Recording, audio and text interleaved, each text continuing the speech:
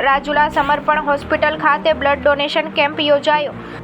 રાજુલા સમર્પણ હોસ્પિટલ ખાતે એક બ્લડ ડોનેશન કેમ્પનું ભવ્ય આયોજન કરવામાં આવેલું। બ્લડ ડોનેશન કેમ્પ તો દરેક જગ્યાએ થતા જ હોય છે, પરંતુ આજનો આ બ્લડ ડોનેશનમાં ત્રિવેણી સંગમ જેવો માહોલ જોવા મળ્યો।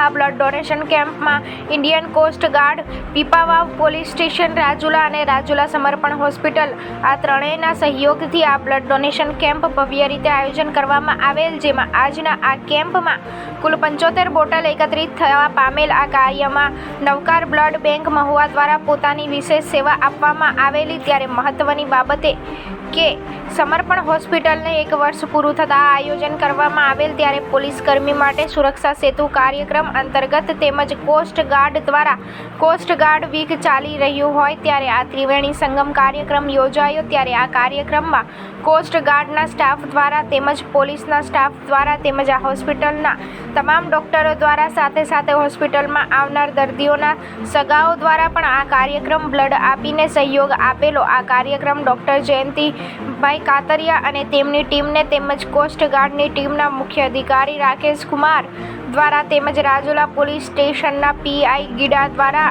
અને તેમની ટીમ દ્વારા